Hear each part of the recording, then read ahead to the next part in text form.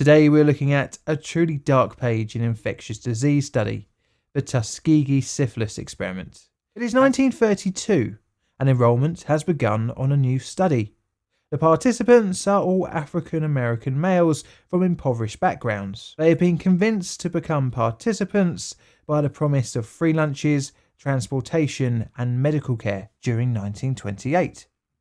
It took place over 6 counties in Alabama, USA, and highlighted hotspots of syphilis infections in Macon County in the town of Tuskegee. The new study would be considered by the Public Health Service as a classic study in nature rather than an experiment. Although either way you looked at it, the participants would be observed and actively not treated for the disease. The key for the experiment to work was that the subjects would not know that they are infected and thus not seek treatment, as this would affect the results. The justification for this again was in the racist theory of that the African Americans wouldn't seek medical help anyway, so misdiagnosing wouldn't make any difference to the participants. Dr. Clark sent a Raymond H. Vondeler to Tuskegee to act as the on-site director. The plan was to find syphilitic males between the ages of 25 and 60, and was to initially last for around 6 months.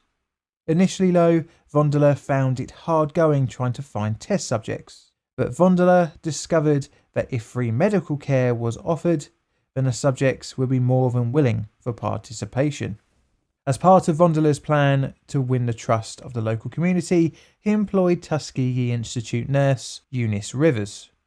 She would become a vital point of contact for the US Public Health Service and the local population. Unaware that it was an experiment, many of the participants thought it was a mass treatment program linked to the earlier Rosenwald study of 1928. This misunderstanding was not corrected, helping Dr. Vondeler gain the trust of many subjects. In total, around 4,000 men were lured in to be screened for tertiary syphilis, resulting in 399 positive test subjects being convinced to take part in the study.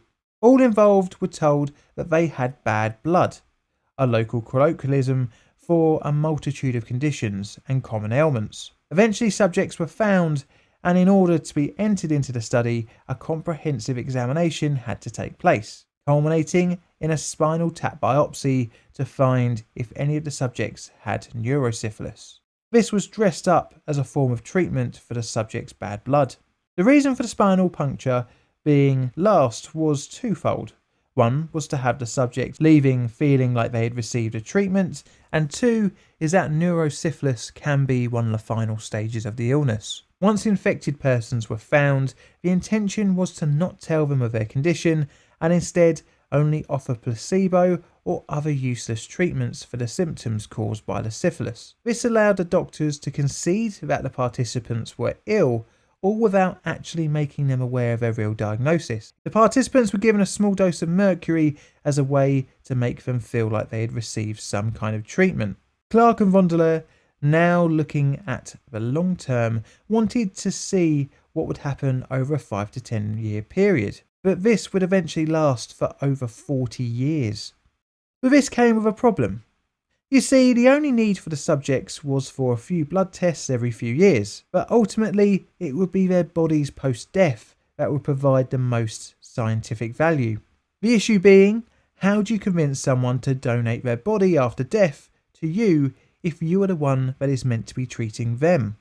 To offer an incentive for continued participation and eventual access to their body, a $50 stipend was offered for their burial costs, and yearly cash payments of $25 were made for any man who stayed in the study. And this continued participation was where Nurse Eunice came to be very handy. Because she was made the middleman, she kept in regular contact with the participants and administered fake treatment tonics, as well as arranged for transport to the Tuskegee Institute when too ill to travel. At the time, syphilis was incurable, but as the 1930s drew to a close, the study would take a darker turn from withholding information and effective symptom treatment to actively withholding cure. But before this, I think we need to have a quick look at the disease itself and what it does to the human body. Syphilis is a sexually transmitted infection caused by the bacterium Treponema pallidum subspecies pallidum. The disease presents itself in 4 stages. Between 2 and 6 weeks after exposure, via sexual contact with an infected person, a lesion is formed called a chancre. Usually this occurs on a person's genitals, but can appear on any part of the body that has come into contact with another chancre. After a few weeks, if left untreated, the chancre will disappear on its own, and this is known as the primary stage. The next secondary stage comes along around 4 to 6 weeks after the first signs of symptoms, and this part of the progression of the disease shows itself in many different ways, but most commonly manifests itself in rashes on any part of the body, and other symptoms include fever, sore throat, malaise, weight loss, hair loss, and headache. These acute symptoms usually resolve after 3 to 6 weeks, leading to the next stage.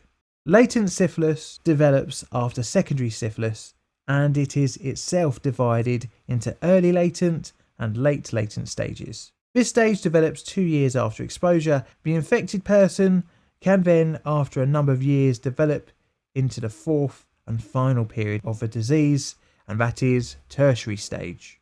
The final stage can occur between 3 and 15 years post initial exposure, and can manifest itself in one of several ways. Gummatous syphilis, which is benign tumours that can appear on the body, which can lead to physical disfigurement. Cardiovascular syphilis, which can cause heart problems. Neurosyphilis, which is an infection involving the central nervous system and can result in dementia, mania, psychosis, depression, and even brain damage. And finally, meningovascular syphilis, which involves inflammation of the small and medium arteries of the central nervous system.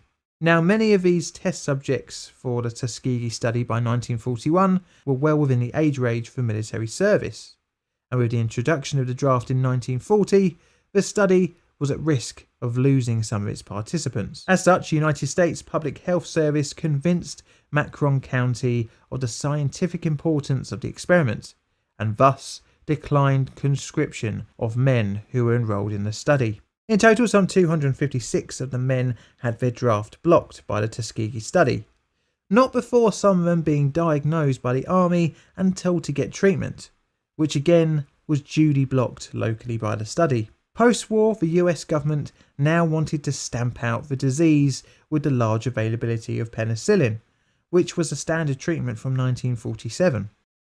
Many of the men had now sought out treatment outside of the study.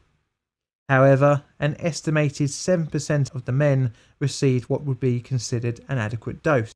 The 1950s rolled into the 1960s, and Nurse Eunice continued visiting the men, medicating them with useless tonics. But the end was on the horizon. But not from the powers that be, but instead by whistleblower Peter Buxton, an epidemiologist and public health employee. He was hired in 1965 to interview STD sufferers, and as part of his duties, he discovered the Tuskegee study. Disgusted by this, in 1966 he made an official protest to his superiors, only to be instantly shut down. Again, he opposed the study in 1968, and again he was shut down. With no options left, in 1972 Buxton leaked information to June Heller. This led to publication, first appearing in the Washington Star. The public outrage forced the Public Health Service to form an ad hoc advisory panel comprising 9 members, 5 of whom were African American. The panel focused on 2 main issues: penicillin therapy and informed consent, both of which were not present in the study, and very rightly they concluded the Tuskegee syphilis experiment was ethically unjustified. Thus, the study was officially ended in 1973. However, only 74 of the original participants had survived the experiment.